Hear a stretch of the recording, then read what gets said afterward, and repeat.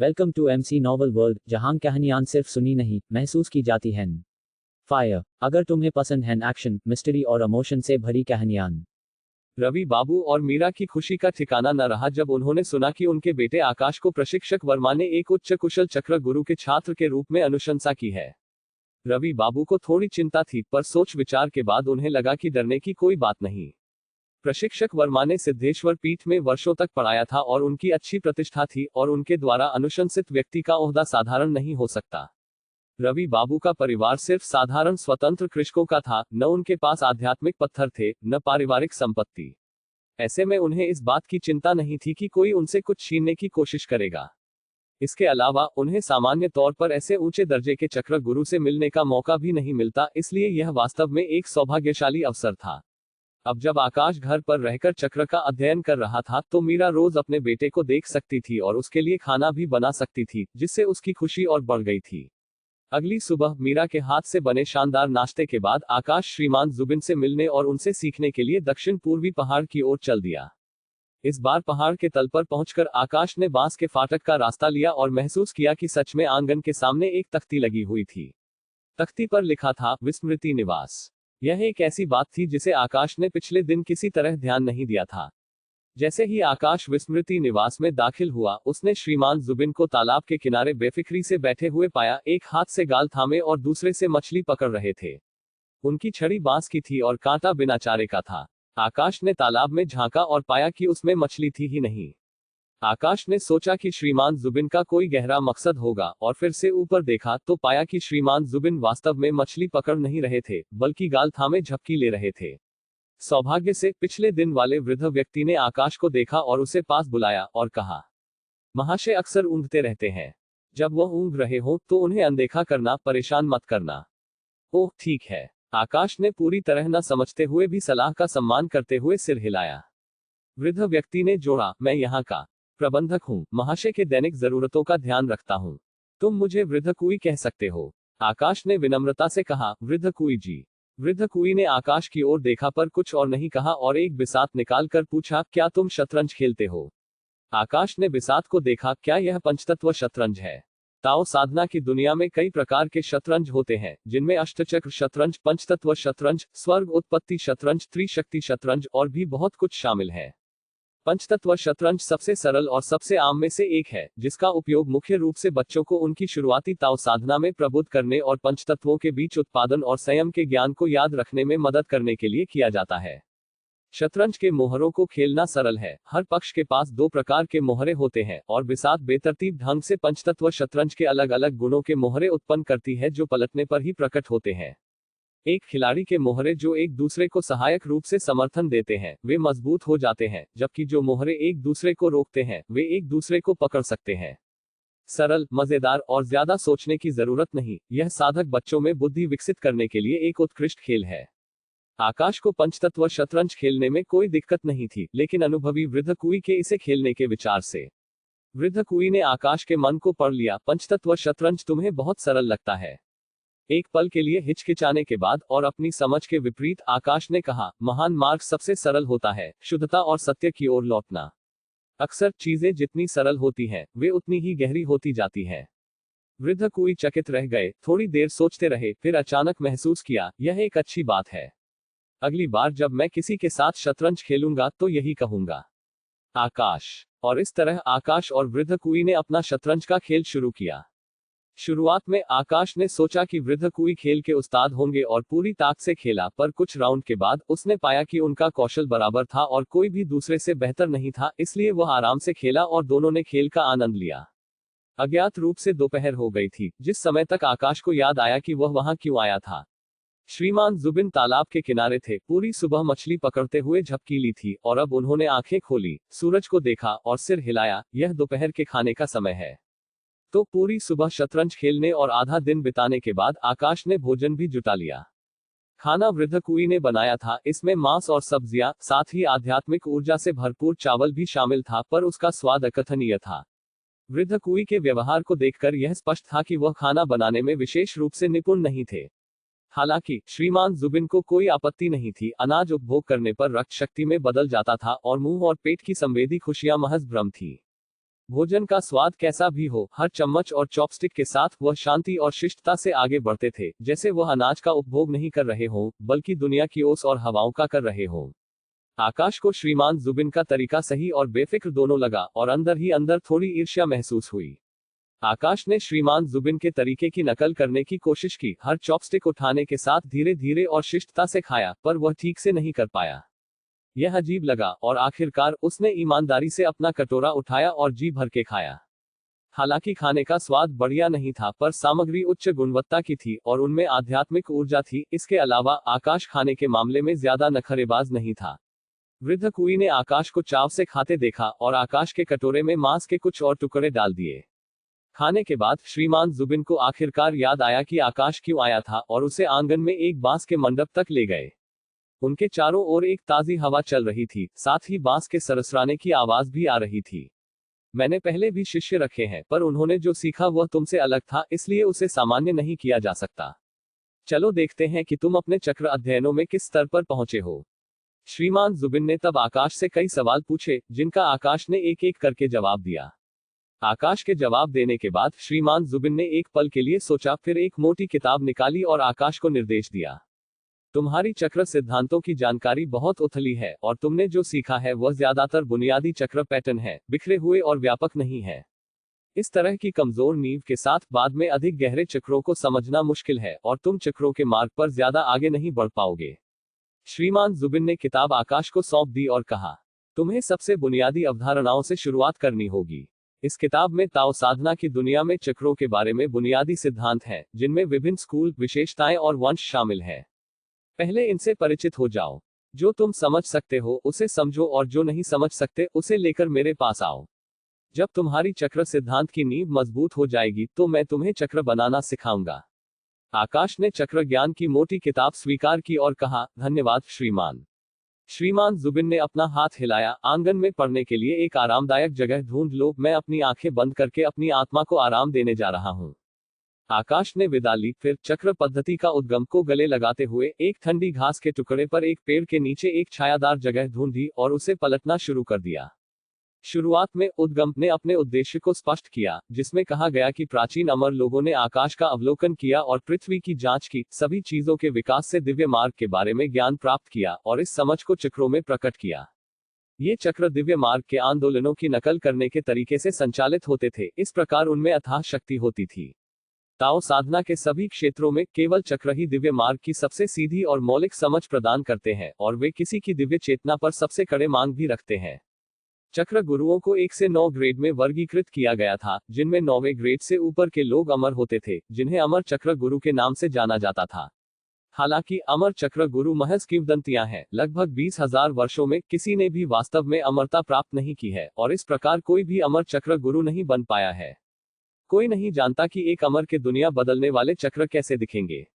न केवल अमर चक्र गुरु, बल्कि दर्ज 9वें ग्रेड के स्वामी भी बेहिसाब हैं। 8वां ग्रेड महज किंवदंती है। कुछ 6ठे और 7वें ग्रेड के स्वामियों के रिकॉर्ड मौजूद हैं। ये सभी कुलीन कुलों, प्राचीन पीठों या ताओवादी न्यायालय के मुख्य बड़े जैसे हस्तियों से हैं। हर एक साधकों के बीच शक्ति का एक अप्राप्य शिखर है। 5वें ग्रेड के बाद तीसरे तक चक्र गुरुओं के रिकॉर्ड अधिक प्रचुर मात्रा में हो जाते हैं। उससे नीचे ऐसे रिकॉर्ड बंद हो जाते हैं, जाहिर है क्योंकि निचले ग्रेड के किसी भी स्वामी, जब तक कि वे चक्रों में अभूतपूर्व नवाचार प्राप्त नहीं करते, ऐतिहासिक ग्रंथों में उल्लेख के योग्य नहीं है। ऐतिहासिक खातों के बाद किताब चक्रों के विभिन्न स्कूलों और चक्र शब्दावली के एक प्रारंभिक विश्लेषण में उतरती है। चक्र विषयों का प्रवाह कुलीन कुलों, पीठों और क्षेत्रों के बीच बहुत भिन्न होता है। एक विशेष चक्र की एक ही वंशावली के भीतर भी कई छोटी वंशावलियां उभर सकती हैं। ये अलग अलग वंशावलियां अपने चक्रों के अध्ययन, अनुसंधान, अनुप्रयोग और प्रभावशीलता में सूक्ष्म भिन्नताएं दिखाती हैं।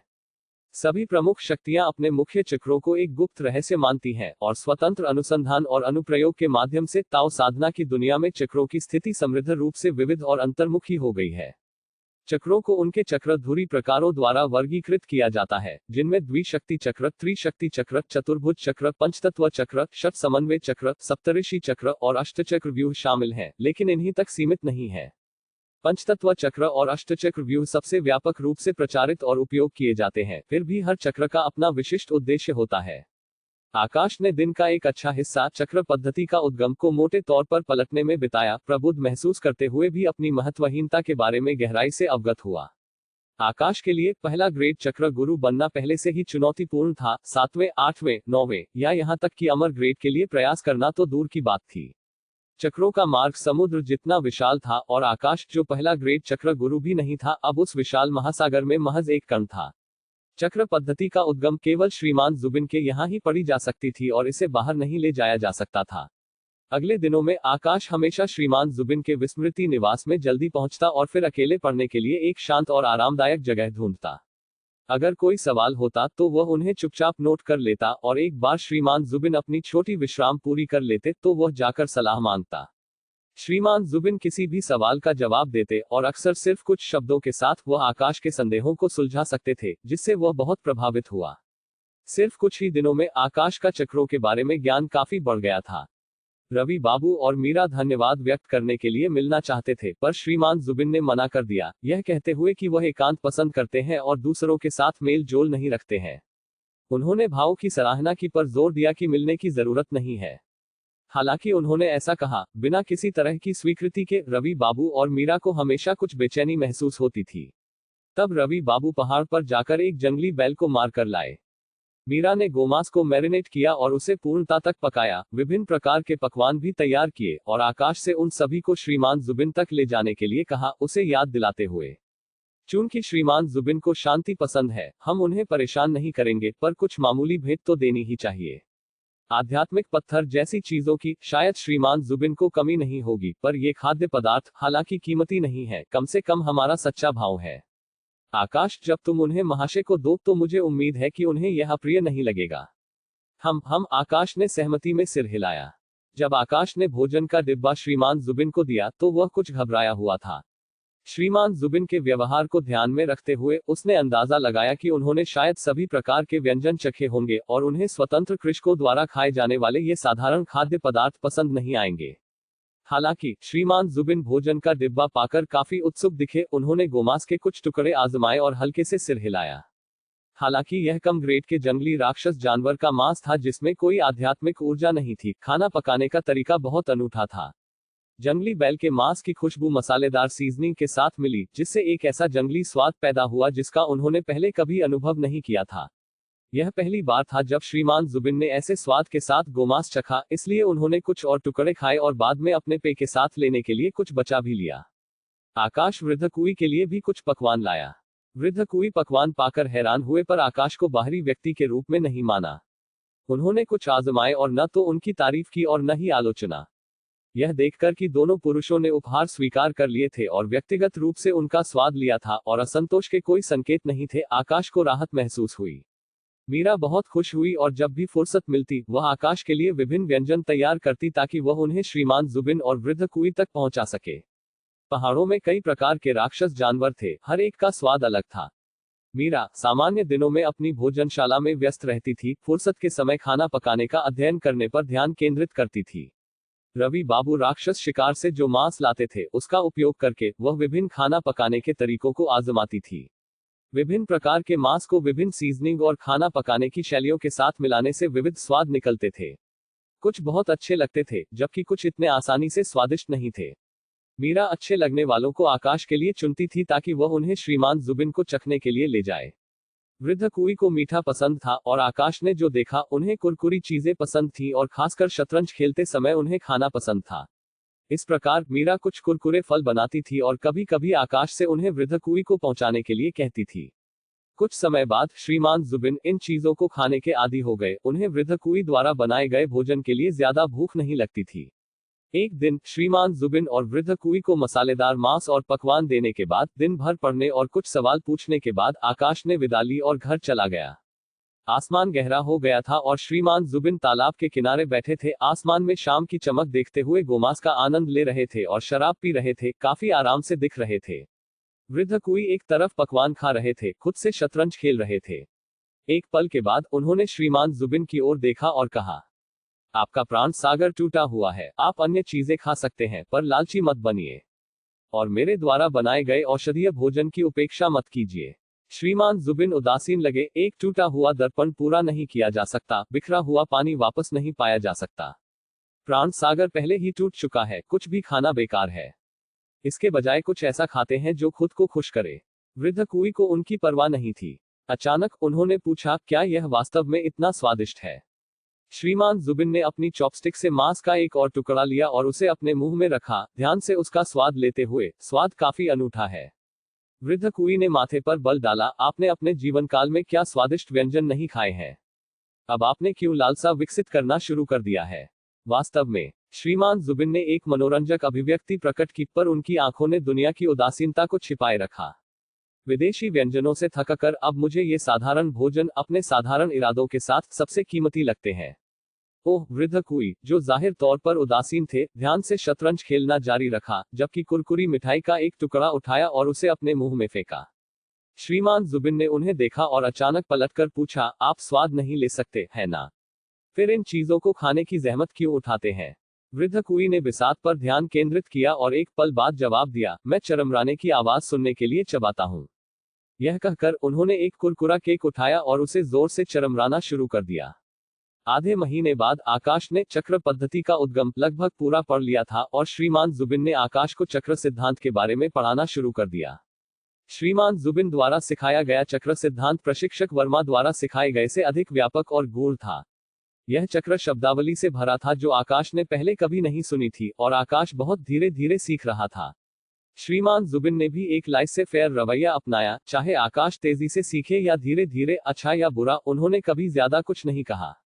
लेकिन शायद उन्होंने बहुत ज्यादा गोमांस खा लिया था। श्रीमान जुबिन को भी बेचैनी महसूस हुई, इसलिए उन्होंने आकाश से पूछा, तुम किस तरह के चक्र गुरु बनना चाहते हो? आकाश पहला रैंक चक्र गुरु कहना चाहता था, पर यह लक्ष्य श्रीमान जुबिन की आंखों में बहुत मामूली लग सकता था और उसे यह भी पता नहीं था कि किस तरह के चक्र गुरु थे, इसलिए उसने सीधे जवाब दिया, शिष्य नहीं जानता कि वह किस तरह का चक्र गुरु बन सकता है। श्रीमान जुबिन ने एक पल के लिए सोचा, फिर कहा, तुम्हारी आध्यात्मिक जड़ को सर्वोत्तम नहीं माना जाता है और आध्यात्मिक पत्थरों और साधना तकनीकों की कमी न होने पर भी स्वर्ण कोर चरण तक पहुंचना आसान नहीं होगा। क्षेत्र एक चक्र गुरु की सीमा निर्धारित करता है और पर्याप्त साधना क्षेत्र के बिना, चाहे योग्यता कितनी भी ऊंची क्यों न हो, कोई भी अधिक गहरे चक्रों को छू नहीं सकता। इसके अलावा योग्यता के संबंध में तुम्हारी वास्तव में काफी अच्छी है। हालांकि यह अफसोस की बात है कि तुमने बहुत देर से शुरुआत की और विभिन्न चक्र सिद्धांतों की एक मूलभूत समझ की कमी है। कुलीन कुलों के वंशज कम उम्र से ही इस ज्ञान में डूबे रहते हैं, कुछ को शुरू में ही गहरे चक्र ज्ञान की गहरी जानकारी होती है। तुम्हारे पास इस तरह की गहरी समझ की कमी है, और अगर तुम अब शुरुआत से सीखना शुरू भी करते हो तो तुम बहुत धीमे होगे। जब मैंने पहले शिष्यों को पढ़ाया तो मैंने हमेशा चक्र सिद्धांत से शुरुआत की, उन्हें ताओ साधना की दुनिया के अनगिनत चक्र स्कूलों और सिद्धांतों को याद करने के लिए कहा, ताकि एक नींव स्थापित की जा सके। इस तरह भविष्य में उनके लिए एकीकृत करना और समझना आसान होगा, चक्रों के मार्ग पर आगे बढ़ना। श्रीमान जुबिन ने आकाश की ओर देखा, उनके चेहरे पर अफसोस का एक संकेत था, पर उन्होंने फिर भी स्पष्ट रूप से बात की, पर तुम शायद ज्यादा दूर तक जा ही न पाओ। तीसरा ग्रेड चक्र गुरु पहले से ही तुम्हारी सीमा हो सकती है, इसलिए तुम्हें उस तरह से पढ़ाना जैसा मैंने पहले किया था, वह बस समय बर्बाद करना होगा और तुम्हें फायदा नहीं होगा।